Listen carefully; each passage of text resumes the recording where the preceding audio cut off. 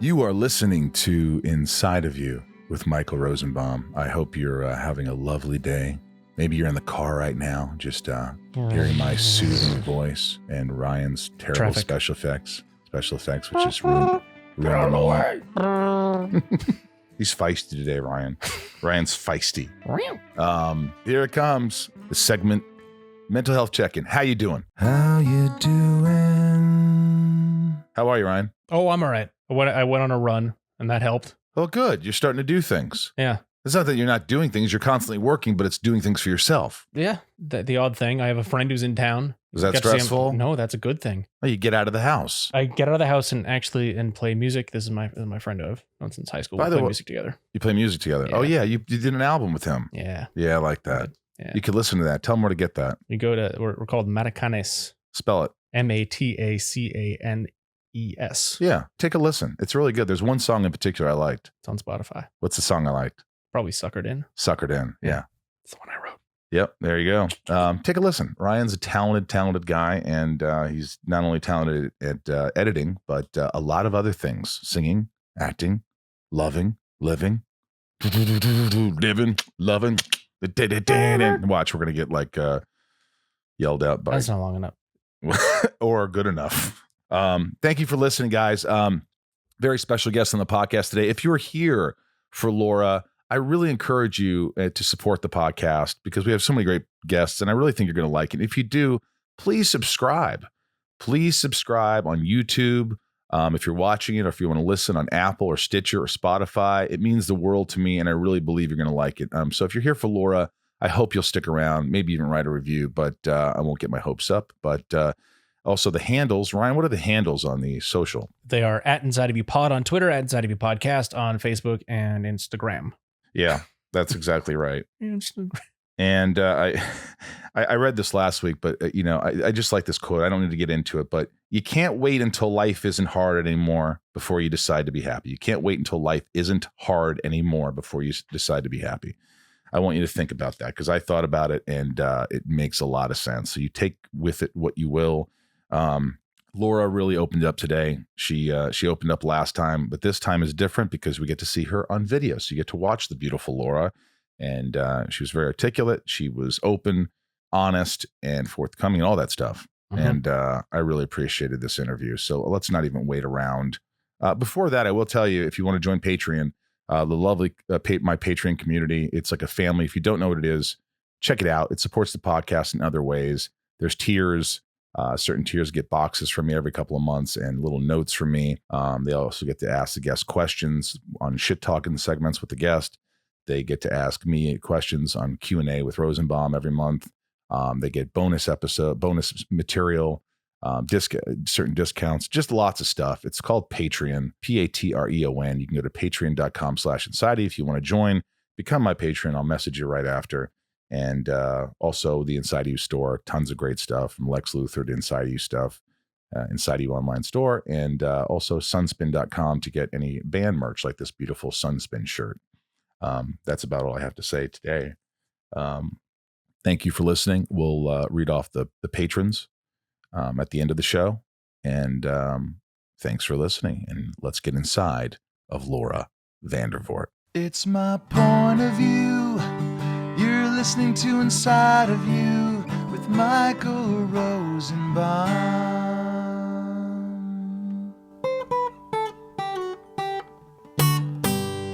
Inside of You with Michael Rosenbaum was not recorded in front of a live studio audience. You were on here about a while ago. About a while ago, yeah. 2 years ago, I think I had you on. We just did audio. You okay over there? You're adjusting? I'm fine. You are? Yes. First of all, put me in a corner. I know you're, nobody puts baby in the corner. Oh, exactly. Guys, you know what that's from. I hope you know what that's from. You shouldn't be listening to this podcast if you don't know what that's from. It's from Dirty Dancing. That's right. Took me a second. Did you notice? I know you're a big horror fan like me, and that's why we get along so well. Did you notice all the posters are horror? Of course. Which movies have you seen? Have you seen Fright Night, Evil Dead? I haven't seen a lot of the more classic ones. I'm gonna have to write you a list. Yeah, I feel like you did at one point. Obviously, Dracula, yes. Aliens, The Thing, yes. Okay. Return of the Living Dead. Street. Return of the Living Dead. No. Okay. Not super into the zombie. Do you like the psychological thriller? Yeah. You like that? Which is one that I just shot. What was it called? Okay, first of all, I say bag. I'm Canadian. Bag, like a bag. Bag. It's called black bag. Not black bag. Right. But I have to say that word in every scene. So they tell you, hey, you said bag again. No, I just consciously, like, before I say the word, say bad. Bad bag. And that helps. But you didn't for this interview. That's why you said bag. Because it doesn't matter. I'm not doesn't being matter. paid. My podcast doesn't matter.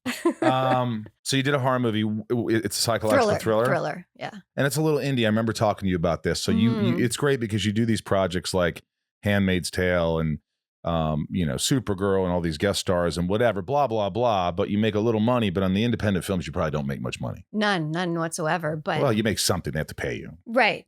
Enough to get by and pay your bills. Yeah, the per diem also helps. But what do you get for per diem? $150? 65. $65 a day. Yeah, it's pretty good. Well, not on your days off because 65 no, bucks but I'll to eat. take it. I'm trying to build a fence. So You're trying to build a fence at your house. Yeah, I just got my first house. But is this a good movie? Because let me tell you something. I am horrified, for lack of a better word, because I've been watching a lot of horror movies, and you could see some of my tweets. I did a tweet that said, "Dear horror, where are you? What happened to you?" Well, this isn't horror. This is this is a thriller. This is about two women whose lives kind of collide due to unforeseen circumstances and all. I can't give anything away. It's an indie film. The script was great. And I haven't seen two female leads in a while that have been written so well. I mean, this was it written by a woman? It was originally written by a man, rewritten by a woman.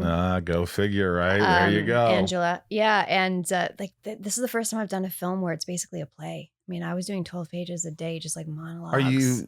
So you're good with dialogue now?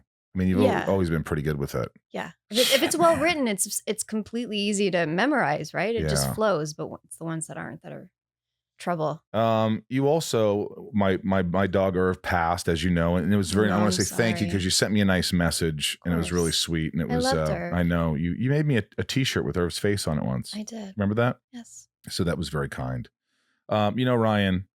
Laura. You look scared. Ryan's never on the air. I'm going to put him on the air. She's Canadian. Can you give me 3 Canadian words? Toque. Mm-hmm. Correct. It's a hat. Like it's a beanie. Beanie. Yes. Poutine. It's not really a Canadian word. Poutine. That sounds provocative. You know what poutine is. What is that? You know what that is. It's fries with gravy and cheese curds. Oh, that's called poutine. Yeah. I've never had it. Then there's the loony. Which is $1, and the toonie, which is $2. Yeah. Mm-hmm. Can you name 3 provinces in Canada? Did you know this was going to happen? British Columbia, Correct. Alberta, and let's see, Saskatchewan. Moose Jaw, Saskatchewan. Mm-hmm. That's correct. Do you find it unnerving when you get a job in Canada that they hire you because they know they could pay you a lot less? Of course. When is that going to stop? They hire you for U.S. productions that are filming in Canada, and yet they pay you Canadian rates because you're from Canada. Well, yeah. I mean, some you can get SAG deals like SAG? Like Smallville, I was SAG. Right. So they gave you a better deal. Right. So you can try to negotiate that. But yeah, if they're looking for a tax write-off, I mean, the thing is in Canada, we have a lot of really talented crew and cast and writers, directors. But the American shows come in and take over, and then we really only get cast for small guest stars, which is fine. Like it's not fine, but we all want to work. And I think Canadians are just like working actors. Obviously we care about the craft, but we just like to consistently work. Like I'll do a big show like Handmaids or a movie like Jigsaw or whatever. And then I'll also do tiny films that feed my soul because the big ones don't. You seem very, I don't know. You have a good energy about you today. I'm tired. It's not maybe you're tired. I don't know what it is, but not that the last time, because the last time was a great interview, but this time I don't know. You feel more together for maybe. Yeah. Do you think it's because my age? Well, you're not old. Don't get into age with me. Okay. Don't get into age things with guys or people that are older than you. Mm-hmm. But I know you moved back home. You got kind of tired of the LA scene, kind of tired of Hollywood, maybe tired of dating, which we could of course talk about, but you moved back home. You live near your folks. Yes. You live near your sister. Yeah. Currently with my sister. You live with your sister. So what happened? I don't know what I would do. You just open. Okay. Well, first of all, I love my family, so it's like not a big deal. I love my family. I was shooting a show in Toronto when the pandemic hit, and my sister has 2 kids and her husband, so I went to live with them because someone broke my heart. I had a like really bad breakup. I lost the house in Toronto. Mm. Kind of didn't have anywhere to go, so I moved in with her for what I thought would be like 2 weeks for this weird pandemic thing to help with the kids. Like I did homeschooling and all of that. 4 months later, I was still homeschooling, and luckily they got a sitter eventually, but I'm still living there. I bought a house. It's being demoed right now. Okay, so you're not going to continually Not live with forever. your sister. I'm just going back for like 3 more months until my house is ready. I think we have similarities. Mhm. I think that, you know, we, like everyone out there, I hate saying this, but we all want to be happy. Mhm. And sometimes it gets convoluted what we think happiness is. Right. So we don't look at our lives. We forget that we had success or have success or what we're doing, and we're you know, all these great things that are happening in our life, and the attention is gets kind of put in a place where we're focusing on other people's success and Mhm. we're comparing it to ours. Yep. And then it looks as though, like, even like your sister, she has 2 kids, she's married, and I know you, so I know you think that's success, Mhm. that's happiness. Why can't I have that? Right? We look at other people. I have friends that are married and have kids and going to school, and you know, I'm sometimes alone, and I'm like, you know, wow, I'm 48 years old. And do you ever? I mean, you're not as old as I am, but do you think sometimes you're chasing the wrong things, that you think suddenly that the same things that you're after, no matter, because we're insatiable, we get a job and we feel good for, I got a job, I'm acting and I'm acting. And then that kind of, it goes away. Yeah. So it's not sustainable. So maybe what my grandmother and other people have been trying to tell me for a long time is have a family. You can still do all the other things, but it fills the void in between. So do you think that your sister, do you look up to her like, God, I wish I had your life? There's portions of it. She's gonna laugh. Well, she's a great woman. She's a great mom. She's a badass. Like right now, she's handling my renos basically for me. She's got a job, 2 kids, a husband. Like I can't keep up with her. Everything is scheduled. Everything is organized. I admire that. And she's so fucking smart. I am not that kind of smart. I do this to myself all the time. Ryan knows it. I constantly say, I'm just not that smart. I'm not that. And people But there's write different to versions. me constantly like, yeah, like, you know, there's street smart, there's book smart, there's common sense smart. I don't know where I lie. I don't know where you lie either. You're Ryan? probably a little of everything. Ryan, how would you describe me? What kind of smart? Yeah, what kind of smart am I? You're like, Oh, God. oh, great. I don't have. I feel don't have a good word for it. like he's like street smart, but also I wouldn't say book smart. I think you're just intellectually. You're not an idiot. No. I think you use the skills you have and use them wisely. I know how to use my skills to the best of their abilities. Yeah. You've like, parlayed what you're good at into Like, I'm not going to nominate business. you for Jeopardy, but I'm also not going to. I do all right in Jeopardy. I'm also not going to take you to, like, you know, to a drug deal either. You're like somewhere in between the street smart and you're medium smart. I'm medium smart. You're medium smart. I think a lot of us are medium smart. I think that's okay. I think you're smarter than that. I think Ryan's standard. naturally, I think Ryan's got a lot of common sense, but this isn't about him. No. But happiness is like, that's what I'm always wondering. I'm always thinking, am I doing everything wrong, and how long am I going to chase this? Because, you know, I've talked to people who don't get started chasing fame, because that's a dead end road. Yeah. Don't start chasing fame and start chasing. I need more followers, because you look online sometimes and you're like, It's never enough. it's never enough, right? You look online, you're like, I just made the funniest video and I got 15,000 views or whatever the fuck it is, But right? you know what? This all means nothing in the real world. Of course you it can't means die. no. You can't die with those views. No. It doesn't leave a legacy. A family does. What you do does. But what I'm saying is, I look at that and then all of a sudden I see somebody who has like 3 million followers and 300,000 people like the pose of them doing a yoga pose. Like 300,000 people like this fucking yoga pose. You got to know your fan base. No, it's not that. It's like, I don't have as many fans. So what I'm saying is, you start to compare. I'm like, what are you doing? You made 15,000 people happy with your post. Mm-hmm. What are you comparing yourself? That's what I do a lot. I compare, and I always talk about don't compare, but I think we compare ourselves and we're like, if we just were in the moment. Do you do that? Which part and why are you yelling? Well, do you tend to post something and then go, oh, look, I got this many likes. I got this many likes. I'm human. I'm in an industry where the social media is necessary. In fact, I just worked with an actress who makes a lovely profit on, catering her social media to branding. And she was teaching me a little bit. For me, it's a tool. Of course, there's days where you're feeling like shit about yourself and you're like, no, you look at your posts and how many people commented and what's negative. But I really just try to view it as a business. I use it as a tool to promote my work, to talk about products I like, to talk about eco-friendly. Does it make you happy though? Do you see a rise in happiness when tons of people like it and then all of a sudden no one likes it? So you're like, oh. It's placebo, of course, which is why I wrote my film, which is about that. Really? What's it called? My Soul to Take. It's the one I directed. Ooh. Yeah. So you're doing a lot of stuff now. Do you tend to do a lot of stuff because you really love doing it, you want to do it, or do you think there's part of it that you want to prove yourself? 100% both. 100% both. Yeah. As a woman, I've been acting since I was 12. I've always been an actress. I don't think I'm a stellar actress. I think I'm a working actor. And so I want to show that I can do other things. So there's definitely a prove yourself part to writing and directing, and I've been producing. But also I really enjoyed it. Like I enjoy the control. My Soul to Take looks beautiful. I had crew from I'll send you a link from Canada. My composer was stellar. Like it was a lot of women. But you just said something a few minutes ago. You said, I don't think of myself as a stellar actress. Is that true? Do you look at yourself and say, I know what I'm good at? I think I'm good. You think you're good? I think I'm good. Do you know you're good? And I'm getting better. Yeah. Yeah. But you don't think you're great. You don't think you're stellar. No, I think I'm good. That's hard to say. That's hard to. Somebody said, "Are you a great actor?" I'm not gonna compare myself to Meryl Streep.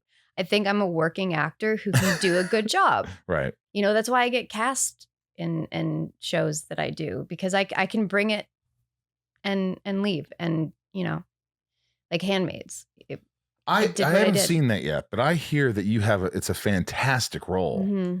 Can I spoil it? Yeah, I mean, if you haven't watched it yet, just mute the next few minutes. But supposedly you poison all these men while they're having this big party, and you just kill them all. The commanders. Yeah, my friend Alex, who listens to the podcast, said she's really great in it. Thanks. Yeah, she said that. I think just an aside, as I'm getting older, I'm like sitting into things more, and I'm finding it much quicker.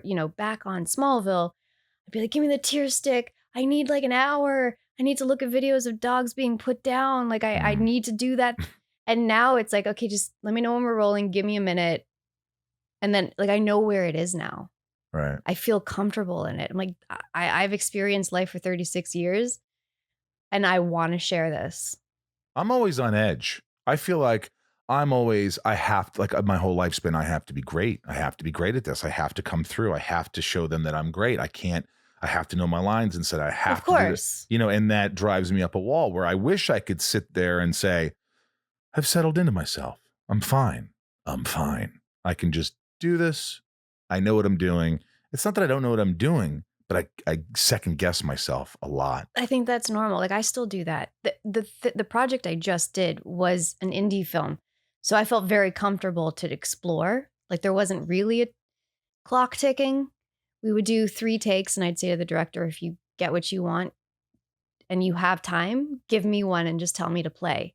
And when I got to play, I fucking did things that I would never have been comfortable with when I knew they might use the take. Like this was like, oh, it's a throwaway take. I'm going to do this now. Like I lay down, I get on the floor, I do weird shit. And then it turns out being great because I knew I'd done my job.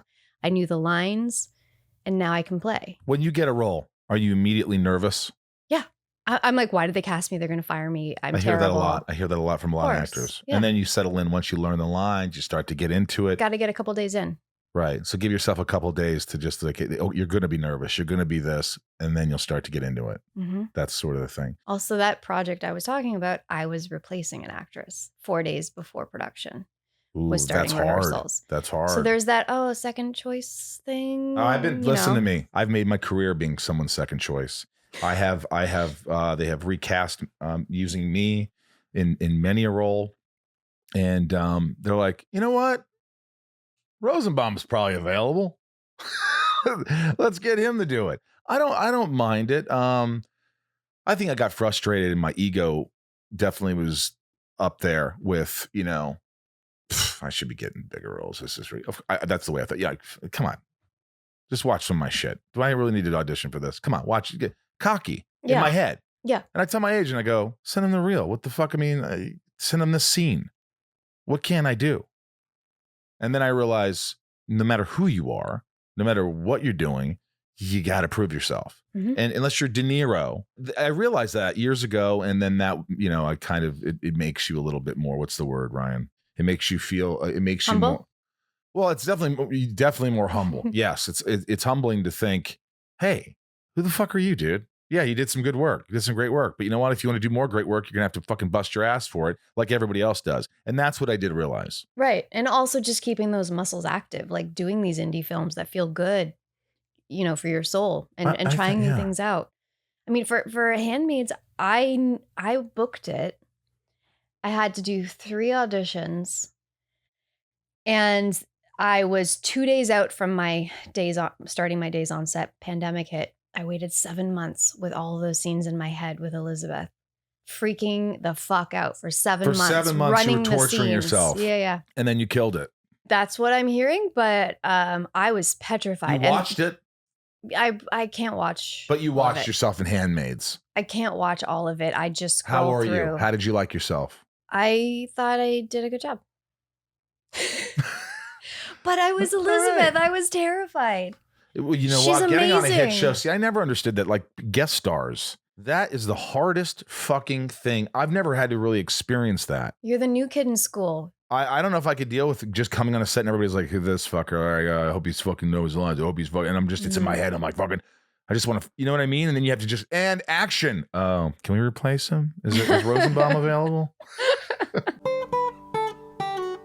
Inside of You is brought to you by BetterHelp. Ryan just got some BetterHelp. He tried it. I did. It's been, sitting in front of my face this whole time. I figured, why not? Really? It can only help. Yep. And you're digging it so far. It's the beginning, but you're digging it. Yeah, so far. You figured I need a little help. I need to talk to someone, and you're doing it. And let's see what this is all about. Let's see what this is all about. And that's all it takes. It takes it one step at a time. Yeah. One step at a time. Throughout June, Inside of You podcast is proud to join the cause of destigmatizing therapy. It's time, folks. We realize that, people need help. I mean, we stress out and we bottle stuff up. And look, if you're struggling with anxiety or having difficulty sleeping, meeting your goals, if you just can't get things done, there's a lot of different issues we have. Death. BetterHelp counselors can listen and they can help. BetterHelp will assess your needs and match you with your own licensed professional. You can start communicating in under 48 hours. Did that happen for you, Ryan? That happened in, well under 48 hours for me. So what they're saying, what they're preaching is what they're practicing. That might not be everyone, but yeah, for me, it was very quick. They say they start communicating within 48 hours. So I'm gonna believe that one. Yep. Therapists have a broad range of expertise that may not be locally available in your area. The service is available for clients worldwide. Log into your account anytime and send a message to your counselor. How easy is that? You could do weekly videos, phone, live chat sessions. Ryan, you do the videos. Do the video chat. That's what I do. Mm-hmm. It helps me. Mm-hmm. I like to see who I'm talking to. And look, if you don't like your counselor, or if you're not vibing with him, they'll get you another counselor. This happens. This is typical. I've gone through counselors well before I even knew BetterHelp. And you have to get the right one that fits your needs and makes you feel comfortable. BetterHelp is committed to facilitating great therapeutic matches, so they make it easy and free to change counselors if needed. It's more affordable than traditional offline counseling. Ryan, would you agree with that? I would definitely agree. And financial aid is available. So many people have been using BetterHelp that they're recruiting additional counselors in all 50 states. Give it a shot. Ryan gave it a shot. I'm giving it a shot.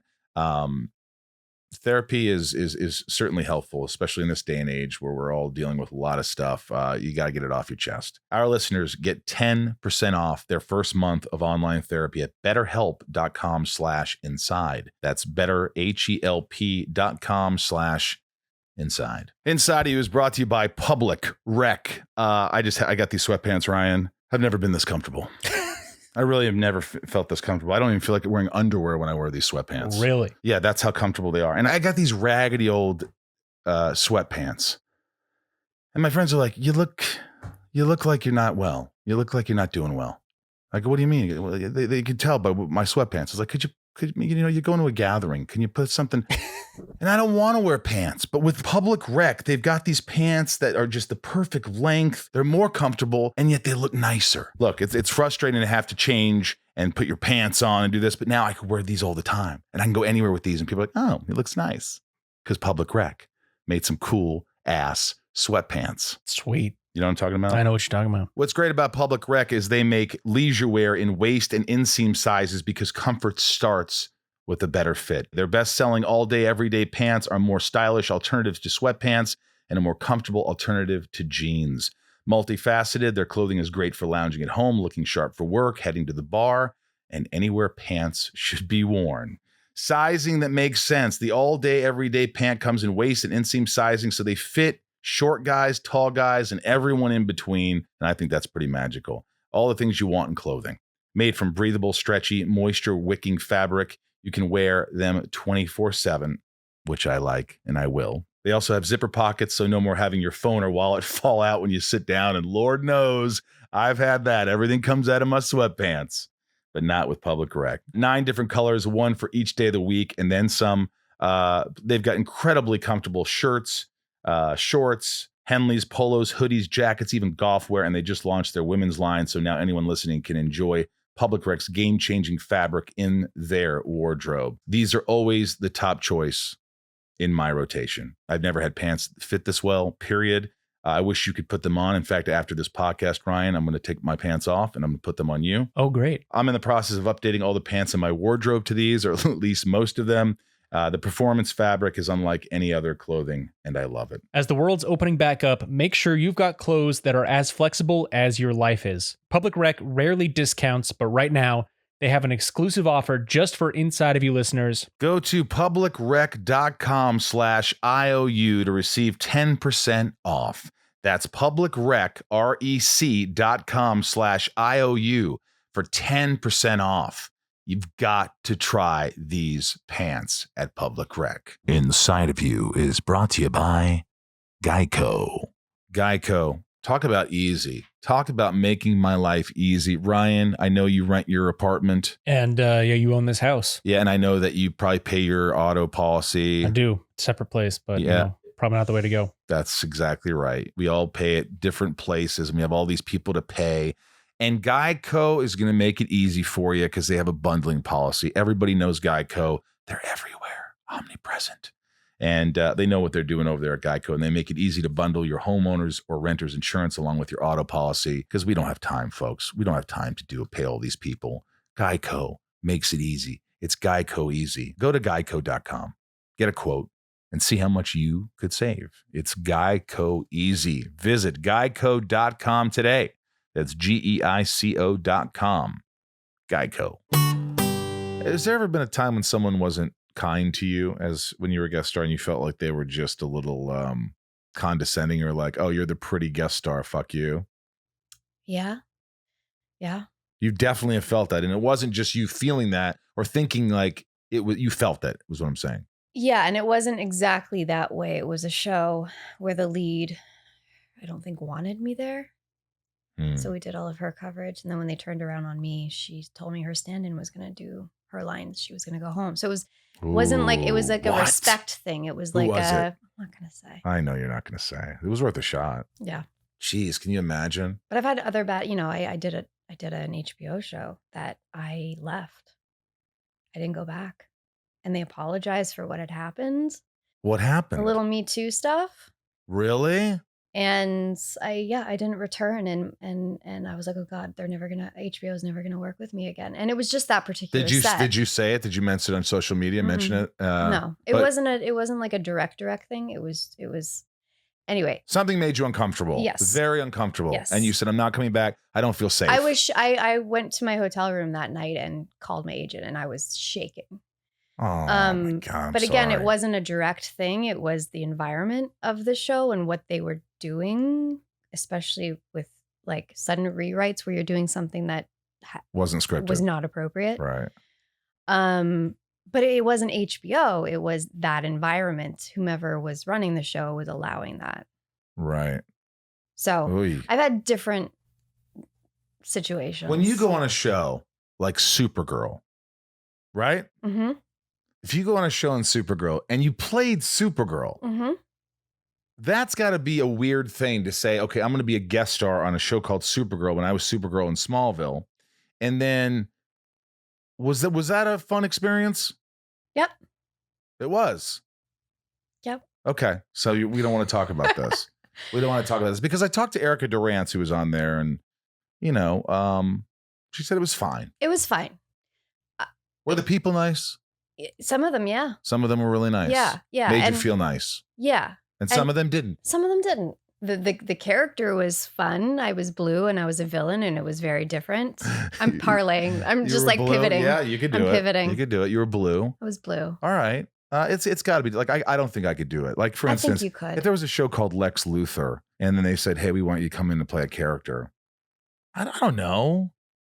I don't know if I'd feel, it depends. My ego would say, there's only one. There's only one fucking Lex Luthor. That's what my ego would say. Right. But if it was a good enough role, maybe I would think differently. But if I got on set and people were acting a little weird to me or something, and it's always different for guys. Guys have it a lot easier. Women don't. Women, it's not easy. It's not easy always having to look great and always having to be thin and always having to, it's all about your looks. And, guys could grow a beard and go, oh, I think I got an audition. Haven't you had 4 beers? No one gives a shit. I hate shaving my beard, but I have to do it all the time. I hate shaving my beard. I gotta do it every day. I have a new segment I'm calling. It's called How You Doing? How you doing? This is a mental health check-in. Just how you doing? And it could be anything. So Laura, how you doing? That's such a broad question. Well, ultimately, how you feeling? For instance, Ryan, how you doing? Doing okay. I'm writing notes. That's not really what I meant. But I'm doing well. In a much better place than the last time I was here. Yeah. I just started listening to my gut. It changes everything. Listening to your gut. Mm-hmm.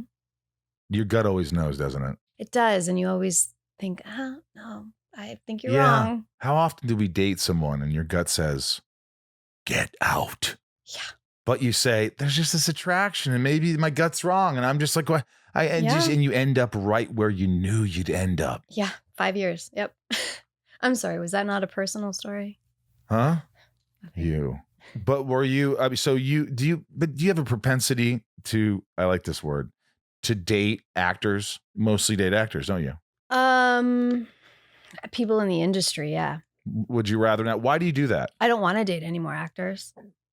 Excuse you. Excuse me. Why do you, I forgot you could hear it because of the microphones. Why do you think you do that? Why do you think, honestly, it's just the only people that I meet. Right. Also, I like the energy. I like personality. I like quirkiness. And you don't often get that if you're going to date a banker, and they don't understand the lifestyle. They don't understand the weird things that we do as actors to prepare, like I go to dark places. Like what places do you go? How dark can you get? I don't know how to answer that. Well, I mean, is it one of those things where you're drinking a half a fifth of whiskey and you're listening to Mazzy Star for 40 minutes straight and you're going, I fucking hate it. I hate my life. I don't know who I am anymore. I mean, what happens? I would say like 50% that, but it's more like red wine. No, I just I just sort of separate myself from society and like shut off for a little bit. That's I have my, my tools. What's the go-to if you want a good cry? And we know a lot of times we want a good cry, so we do something that would provoke a good cry. Like there's a certain song, if it played, that I could cry to it. Which one? Fade Into You by Mazzy Star. That is a song that's a trigger. Maybe Sailing, Christopher Cross. I could definitely tear up on that one. Is it Big World by you guys Tears for Fears. Tears for Fears. Is it Tears for Fears? Mad World. Mad World. Yeah. Mad World. Yeah. That's one that I always listen to before a heavy scene. And you can get going. Mm-hmm. Yeah. My therapist would say, I think you feed into it a little bit. I think you're like self-aware. It's like, here I go into my darkness and this is kind of cool and it's good to feel dark. And in so many words, I don't think I'm articulating it well. But I understand what you're saying. Do you do that? I used to, yeah. And then I realized it was super unhealthy. It is. So now it's just like like I said, you have to just have a spot in you that you can go into, and it's easier. You don't have to sit in it for months, while you're shooting something.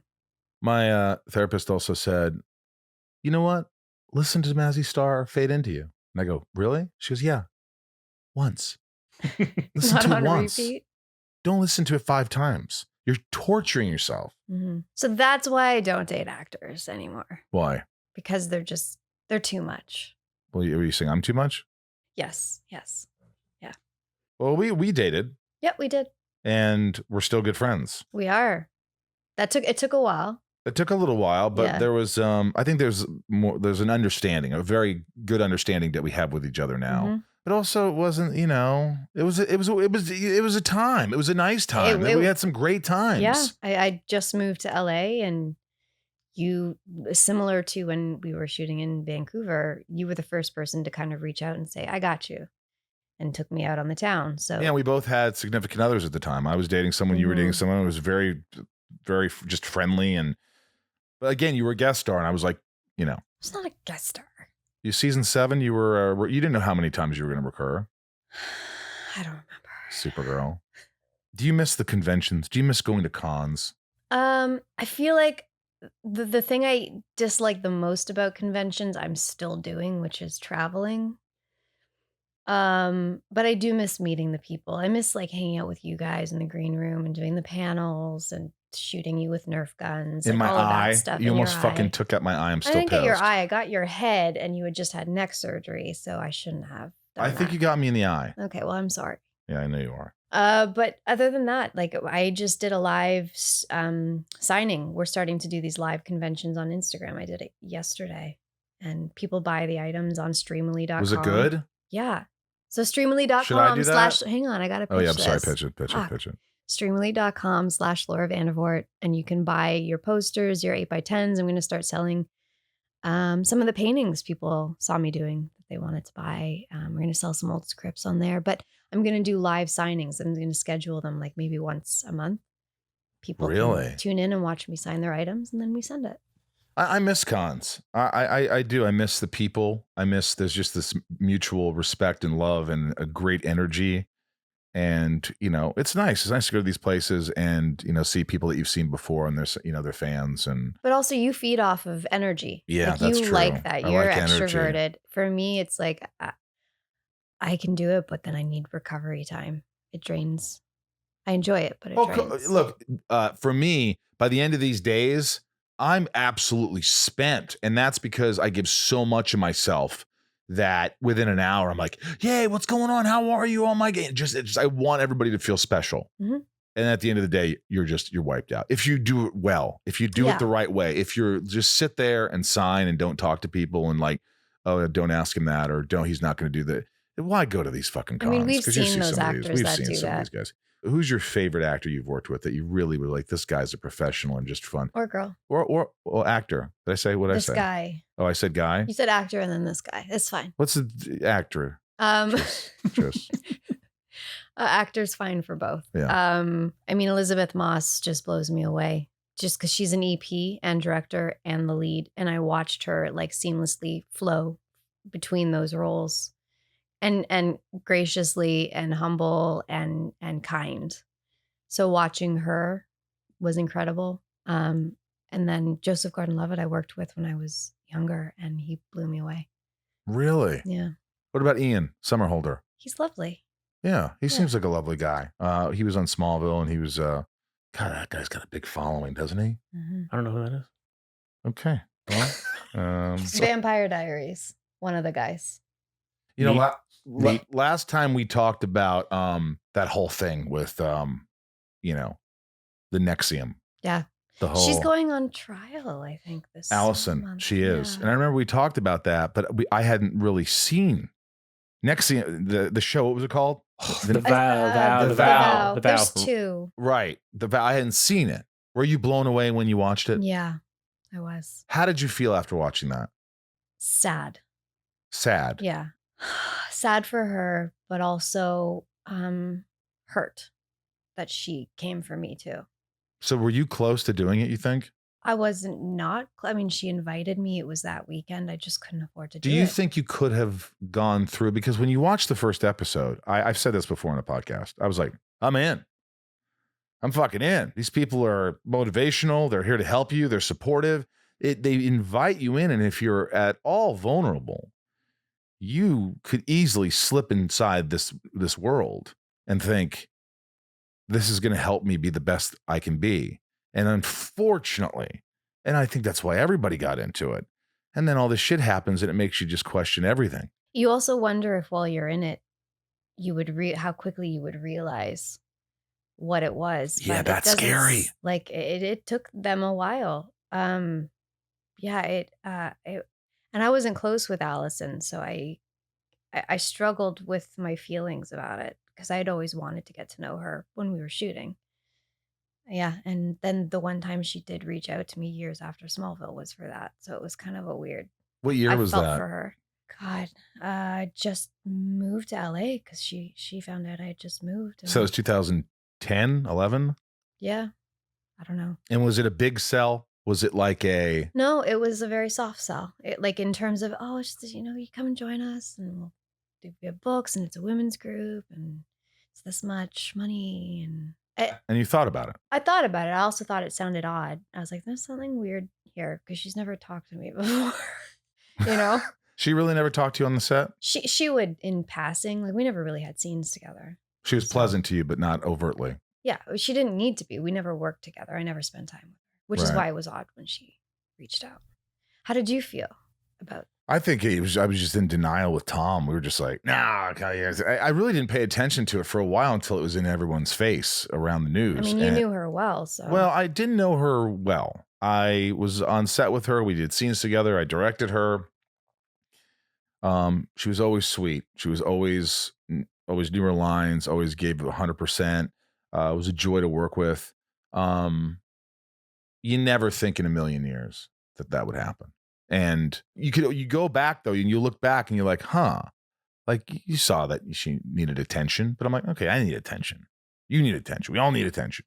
But I don't know what she was. I didn't know her well enough because it was obvious that she needed something. She needed something else. And I don't think it was what it ended up being.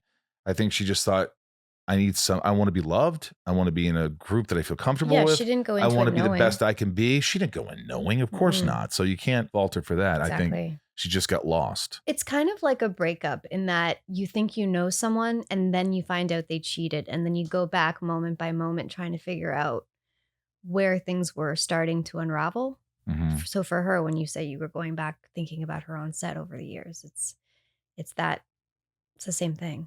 Yeah. Are your parents the kind of folks that give you a call after they saw you in something and say, you were just great. We loved you. Do you get that from both your mom and dad? My dad communicates through my mom, i.e. my mom takes, the electronic device and texts me. My dad's not much of a texter. So your mom doesn't call you and say, we saw Handmaid's Tale. She will. It's oftentimes just like a WhatsApp. And then when I see her in person, she'll say it as well. Oh, so she does. She commends you. They've been support. I started when I was 12. Support. I was 12. She was along the journey with me. So for her now, she still wants to read scripts, and I send her them. I took this project. You want to read it? Yeah. So she reads it. She gives. Does she give any notes? Yeah, she'll give notes on things I write as well. She likes to help correct grammar. And your dad doesn't get too involved. No, my dad, he's very supportive. They both are, but my dad's more stand off with that stuff, I guess. What about when things like if you're, what's the word? Unclothed. Or like, for instance, you did a PETA thing years ago. Yeah, we don't need to talk. No, but you were like, you did it because it was, you were trying to help raise money for animals and things like that. We get it. And you did it. And it was just kind of but was he bothered by like, I didn't like that you weren't wearing these clothes or. We just didn't talk about it. You never talked about it. No, my mom, I don't know if he ever saw it. They knew I was doing it. My mom saw it. But no, I never talked about it with him. Yeah. If there's projects that they want to watch that I'm in and there's like an inappropriate thing, I'll just say, just be aware. Now, if you ever had to show your bosoms. This took a turn. No, it didn't. If you ever had to show like if I had to show my Wang Chung, You know, if I had to show something. We're on Howard Stern now, guys. Would you, no, we're not on Howard Stern. I'm just saying, would you tell your parents? Well, yeah, I would tell them. You would. I would tell my mom, who would then eventually pass it on to my dad, so I don't have to directly tell him. But Right. I also don't do those roles. Well, I mean, look, if somebody asked me if it was Spielberg had a role and he's like, listen, we're going to see your schnitzel. And, you know, I would probably say, hey, mom and dad, I don't want you to see this movie because I really feel uncomfortable if you saw my wiener. Because if there's one thing that Steven Spielberg is known for is that asking his actors to show drop trout. I'm just wondering how you tell your parents. Like, for me, I would be like, oh my God, I don't want them to see this. Yeah, you just tell them, don't watch it. Even if it's a little provocative. Like, I've had some sex scenes in Smallville that I think got a little heated. I don't know if they cut it, but I remember saying, don't watch this episode. Right. Not that they did. but I felt uncomfortable. I feel kind of, you know, my family's kind of weird like that. I don't feel comfortable kissing someone in front of them. Of course. I wouldn't have a cigarette in front of my parents. Yeah. Maybe my mom. Right. Do you smoke in front of your parents? You vape? Do they know you vape? They know I vape. Are you trying to stop that? Yes. It's bad. It is bad. But it's better than smoking. Some would say. I don't know. Yes. Inside of You is brought to you by 10,000. I don't know about you guys, but when I'm working out or if I'm going for a run or whatever I'm doing, I've got to be comfortable, and thank the Lord for 10,000. They've got these 7-inch interval shorts with the liners. They're lightweight shirts. Ryan, it's so incredibly comfortable, and I'm not chafed. Tons of features for 10,000, like silver ion for odor protection, breathable and lightweight shell fabric with stretch, optional liner that is very comfortable and, as I said, prevents chafing. Perfect summer shirt, lightweight, breathable, and quick drying. 10,000 makes the highest quality, best fitting, and most comfortable training shorts in the world, according to me. At the core of 10,000 are 3 core training shorts built for all the ways you train. The interval short, versatile and great for HIIT, spinning, metcons, short runs, and anything else you can think of. The foundation short, built for durability for tough gym days and outdoor adventures. The session short, super lightweight, perfect for running, yoga, and mobility. 10,000 is a direct-to-consumer company. No middleman, so you get premium fabrics, trims, and techniques that other brands simply cannot afford. Collaborative product development. A team of over 200 athletes tests their gear to ensure the perfect design, fabric, trims, and fit. I want athletes to design this. I want them to go through this to see if these are worthy. And they do. And that's pretty cool. Pick the short that's best for your training and then personalize it with custom liner and inseam options. Over 9,500 5-star reviews. Free shipping and returns. Lifetime guarantee. 10,000 is offering our listeners 15% off your purchase. You just go to 10,000.cc and enter code INSIDE to receive 15% off your purchase. That's 10,000.cc and enter code INSIDE. Inside of You is brought to you by Got Pet Products. Guys, you know how much I love Got. Shout out to my big bro, Adam, part of this operation. Just a wonderful, wonderful product. My doggy Blanche loves Got products. The family behind Charlie Bear is also behind a human ingredient company that has been bringing expertise, creative imagination, and a passion for food to people for more than a century. Charlie Bear treats are unbelievable. Blanche can't get enough of them. Your dog will too. If you're feeding yourself top-notch food, if you're treating yourself to really healthy meals, good meals, the best food for you, why wouldn't you do that for your animal? It just makes no sense. Your dog or your cat should be eating top grade products. The Charlie Bear treat, they're natural dog treats from our family to your best friend. They're made in the USA. They're simple, natural ingredients, low calorie. Many Charlie Bear treats only have 3 calories each. Pocket friendly, will not crumble and make a mess in your pocket. Wallet friendly, high value rewards, and most importantly, your dog will absolutely love them. Look for Charlie Bear products at your favorite neighborhood pet stores and online, or visit our website at www.charliebear.com. That's CharleeBear.com. CharlieBear.com. And you can also get their amazing food that Blanche loves as well. There's so many flavors of Hound and Gatos. So if you want to learn more about the food that Blanche is eating, just go to www.hound, Hound, Gatos, Gatos.com. I love this product. This is what my dog eats, and I hope it will be what your dog eats too. Give them a shot. But let's talk about Come on, let's talk about COVID and the pandemic and how you did as an extroverted person who likes to have friends around all the time. Was that really tough for you? I was thinking about that. You know what I did? I ordered a ton of food from the grocery store. I loaded up the refrigerator and I took pictures of the refrigerator of all the food that was in there.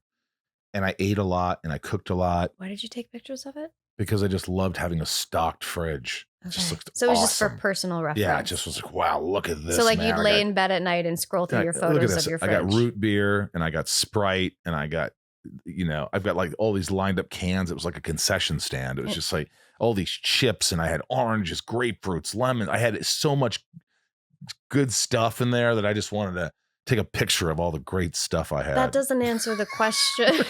I'm thinking of what I did. I watched a lot of movies. I'm not asking about what you did. I'm asking how you doing. I struggled like a lot of people, and a lot of people struggled way more than I did, but I definitely struggled for my mental health. It wasn't great. It wasn't great not conversing with people, not hanging out with people. But I did have my friend Rob who he had COVID early on.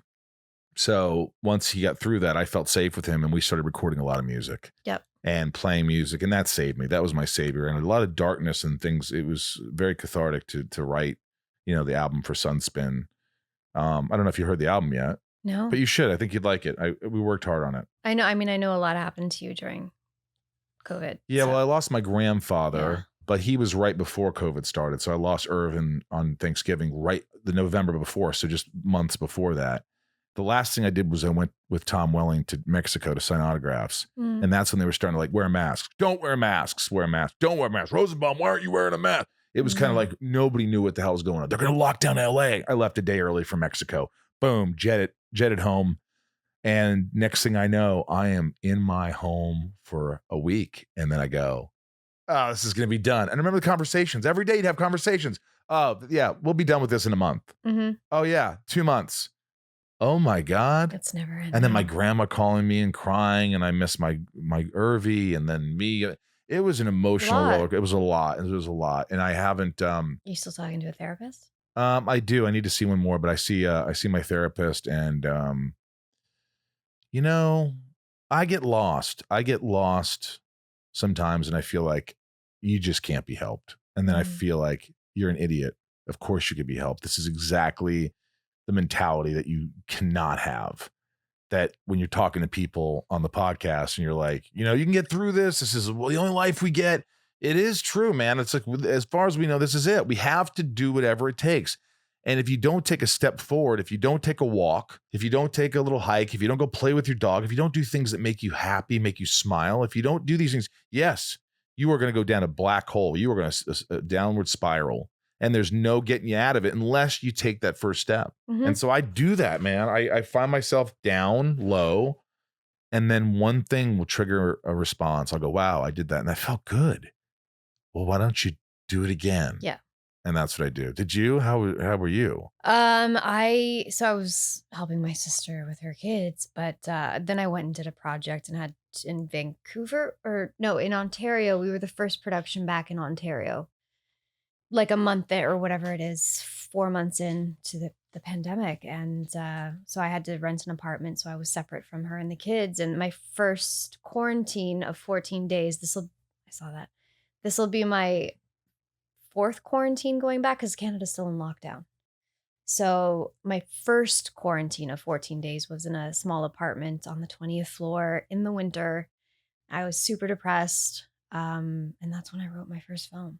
So I just leaned into it, and you did the work. Is what you did. Yeah, you knew that this is what I have to do. I have to create something, or this is going to get bad. Get worse. Yeah. Well, I'm super proud of you if it means anything. I really am. I always want to see you thrive. I always want to see you happy. Thank you. And it just makes me. It really makes me happy when I hear that you're doing nice things and you're taking care of yourself. It's time for shit talking with Laura Vandervoort. These are fan questions from my lovely Patreon. If you want to join Patreon, patreon.com/inside of you. I'll message you after. And it's a wonderful family. And check it out, patreon.com/inside of you. This is from Kolima G.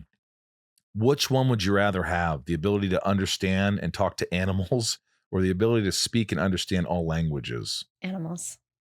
I think the ability to speak and understand all languages. I got to go with that one, Ryan. I might have to go languages too. Wouldn't it be great to just go to like freaking give me the Bangkok or what's Suburbia? Not Suburbia. Serbia. Suburbia is a movie. What languages do you think you're going to learn? I told you I'm street smart. You can't speak English yet. No, so. It's what's that big frozen country? Norway. No, it's not even. It's part of Russia. Oh, Siberia. Siberia. Like to go to Siberia and just start talking to someone, or be in like Vietnam, or just to be able to understand everybody. That's the key to happiness in this world, man. If we could just understand communication too. Communication. But also, how great would it be to be able to talk to your dog? I do every day. Yeah, but to actually want to go to the doggy park? She would go crazy. You should go with me to doggy park. Leanne P., fondest memory of your time on Smallville? I want to say my first time in the harness flying. Really? Yeah. And then that was by myself. There was a moment where they have me on the water tower and I stand up and I do like the Supergirl thing. And I felt pretty cool. Otherwise, it was probably when Tom was directing and I had to get shot. That whole thing was quite an experience for me. Oh, yeah. Or were you directing? No, Tom was directing. Tom was directing. Okay. He got a reaction out of you. Yeah. Squib, but he didn't tell you. And it was like, bam, you're like, holy shit. Yeah, he scared the shit out of me. He did a couple times. Tom, you're a prick. Kelly S. This is, I don't know why I'm reading this one. While working on the set of Smallville, did you have any conflicts or issues with Michael? Don't be a smart ass. No. Although I did think you were really charming and sweet and cute. Is that a conflict? Well, it was conflict for me. Oh. It was conflicting. Okay. I remember the day you brought your girlfriend to set and my boyfriend was on set. We were both like, hey. That was just like, you can be attracted to other people. It's healthy to be in a relationship, be attracted to other people. That's just the way. That's life, man. Yeah. Matt W., was your spaceship on Smallville CGI or did they actually build it out of foam or something like that? My spaceship. Did I have a spaceship? I don't know. There's questions for you. I don't think I had a spaceship unless I'm forgetting something. Wasn't there a ship in some barn or some factory? I'm going to say CGI. CGI. And if we had scenes in it, it was a practical. I do remember a scene with Alison and something mechanical. All right. Might have been a ship. Was it tangible? Was it real? Can you touch it? Yeah. Okay. Little Lisa, what's been your most memorable moment at a con? Oh, probably. This is just something I heard at a convention. The seats were filling up for one of our panels. I don't know if you were there or heard this. And I guess two people were fighting over a seat and someone took their pen out and poked the other guy in the eye. Like pocket protector pen got him in the eye just to get the seat. Did they kick him out of the con? That's not my favorite moment. That's just a memorable one. That's an intense moment at the con. That's my seat. I'm here to see Kara. It's Kara, right? Kara or Kara. Kara. I'm sure I have more memorable ones. Usually it's just like green room stuff though. Jeremy C., I already answered this, or she answered this. Who is your favorite actor, actress to work with? And she said Elizabeth Moss. Mm-hmm. So there you go. What about you? I've had so many people that I thought were great to work with. I just remember Clint Eastwood as a director was so sweet. Made me feel so good. What It was my did he first direct you on? Midnight in the Garden of Good and Evil. I just remember it goes, I had to cry in this one thing. And then, they end up cutting that scene. But I remember it was my first moment. Spacey's there and John Cusack's there and I have to cry. And it's after this courtroom scene and I'm sitting there and I'm just listening to Fleetwood Mac on my headphones trying to Good choice. think of something sad and my grandma. And he comes over and he sits next to me and he just kind of puts his hands on his face and he goes, pretends he's crying. He's like, oh gosh. And I'm like, what are you doing, Clint? And he goes, well, I'm just trying to make you loosen up a little bit. And I kind of smiled and he goes, look, we've got all day. Just let this happen naturally. Just, when you're ready, you let me know. Aw. It's going to be great. It's amazing. And he got up and he walked away. And I kind of just from there got the confidence. And I remember looking at him about a minute later and he was behind the camera and he gives me a thumbs up. He goes, and I go, thumbs up. There was no action said. He looked at his DP. He said, Jack. And he did that little rolling sound with his finger. And all of a sudden, everything started to go in place. The lights, the camera, everybody was where they needed to be, where they had to be. And we went in and he pushed on me. He goes, all right, well, how'd that feel? And I go, well, how did you feel? And he goes, well, it felt great to me. And I go, does he want another one? I go, okay. We did one more. And like he was just so sweet. He goes, Michael, that was fantastic. On the next take, I want to recognize the jury a little bit. Like in the courtroom scene. And just like little notes, little things. He didn't come at me with a, like, you got to do this, you got to do this. That's the one thing. Or two things, gentle, relaxed atmosphere. I was at my best. I think that's one of my better performances because I was really relaxed and comfortable and confident. That's the thing that I've been finding. It's obviously the environment of the set. It's the level of which the director talks to you. But for me, it's someone checking in if you're okay. There's something triggering to that. Hey, you're okay? Yeah. You're like, oh God, yeah, no, I'm fine. And it immediately just like makes you want to get emotional because someone's checking in on you. Yeah. Like if I do a crying scene and then the director comes over after and is like, that was great. Do you want another one? And I'm like, no, I'm okay. Do you want water? No, I'm fine. Are you okay? As soon as they ask if I'm okay, I bawl. You have to know what each actor needs. Some actors, I don't want you near me. I don't need you. I got this. Some actors need a little love. Some actors need a little, that's just who we are. As humans, we all need different things. I remember Alison on Smallville, I was directing an episode. I remember she came up and she had to cry in the scene.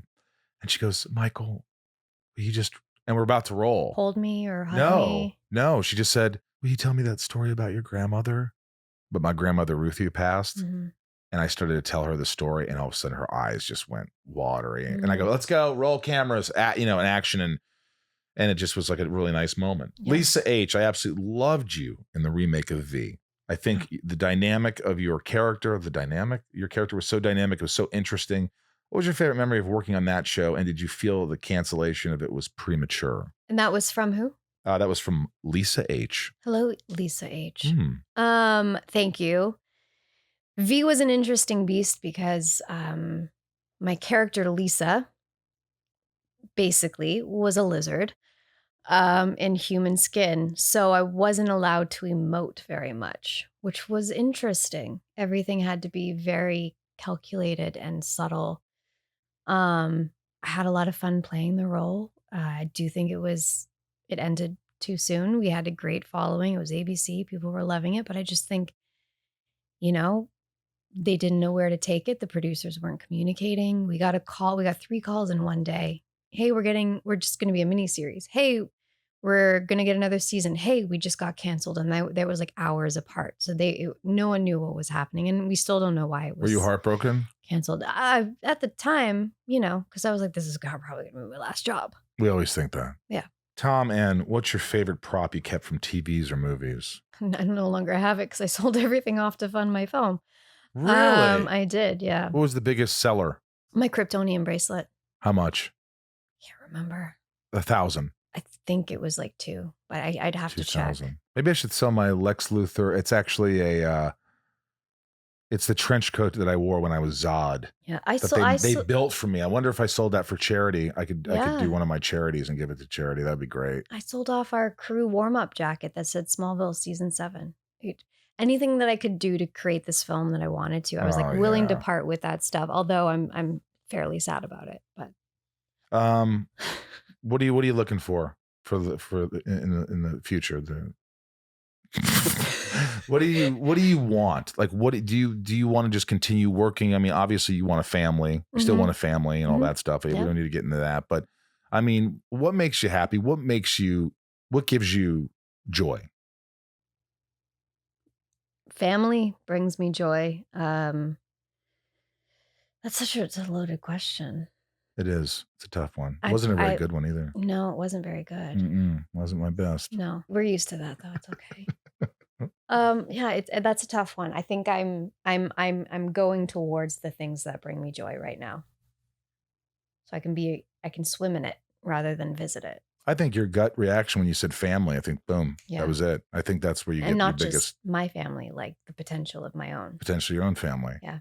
When you work. And like, I need work. I'm never going to stop working. That's a passion. Right. I think when you care about someone else and you take care of someone else, like a child, and they become the center of attention and you're not the center of attention anymore, I think that will become something special for anyone who has a kid.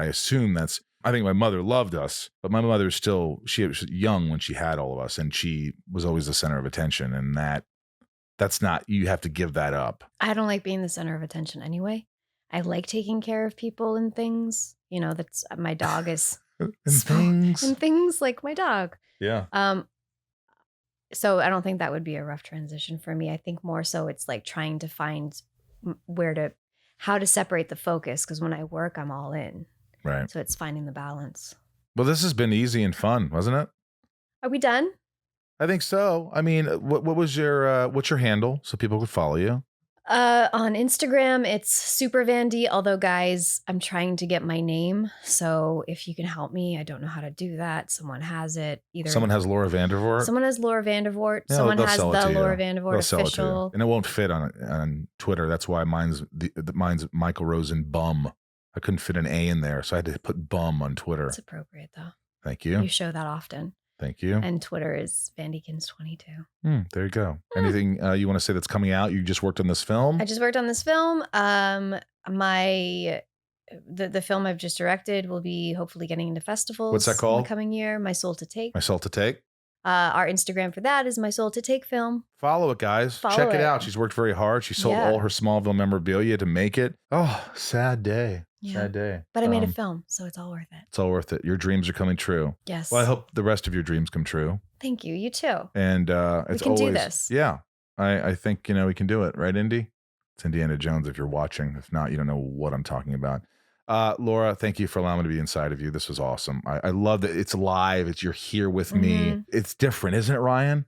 Do you find it awkward? Yeah, I'm not ready. Oh my God.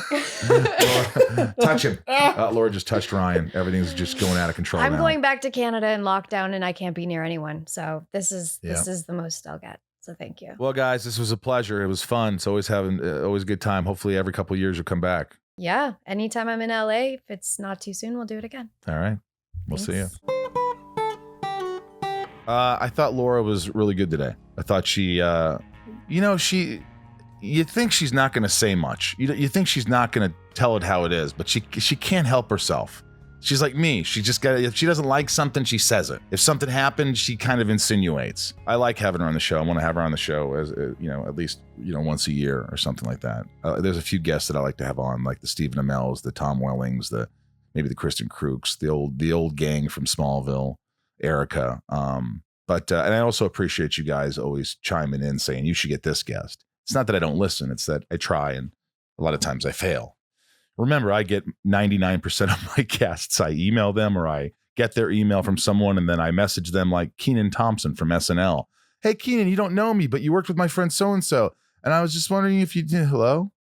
But, So you didn't get Kenan Thompson is what you're saying? No, not yet, but I'm going to keep trying. I love him. I think he's hilarious. Isn't he funny? That'd be great. It'd be great. Yeah. That would make my day. I'm trying for Kenan. I've tried for Jack Black. I've tried for people. But anyway, it was a good episode, and I really appreciate Laura. Again, if you want to join Patreon, patreon.com/insideof. Also, any merch on the Inside of You online store, and sunspin.com for any band merch. Why don't we read the names off?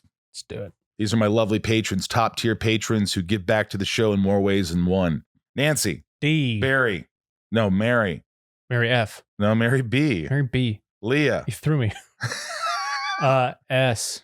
Trisha. F. Sarah. V. Little. Lisa. U. Kiko. Jill. E. Brian. H. Lauren. G. Nico. P. Robin. S. Jerry. W. Robert. B. Jason. W. Aputh. Thean.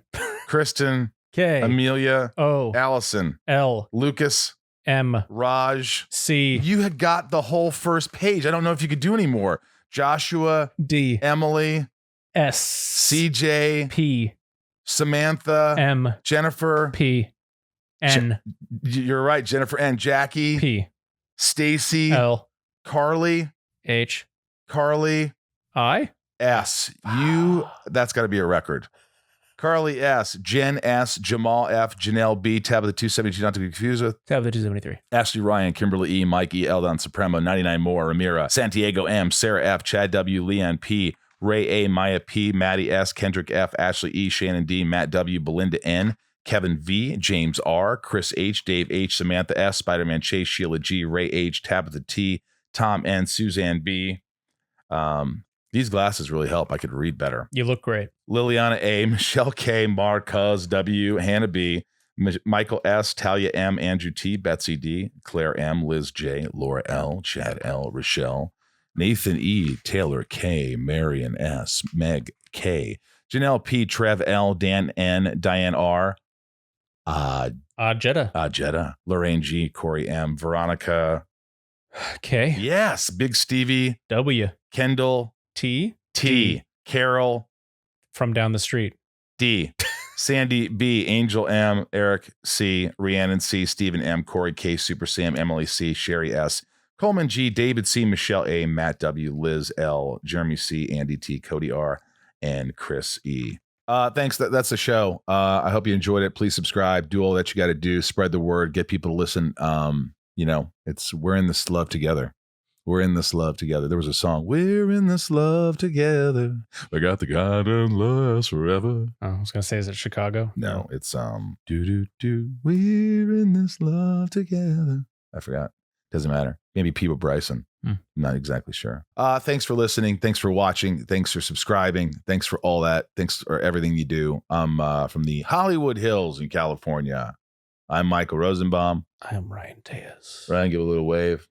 We love you guys. Thank you for allowing me to be inside of each and every one of you. I wish you a glorious week. I hope you're healthy and happy and safe and taking care of yourself. Trying to love yourself a little more and trying to love the world, man. Trying to love people in general, my brothers. I mean, I think it's important, man. People are just nasty to each other, aren't they? Yeah. Can't we just be nicer? I try to be nicer to people. I've said enough. I'm done.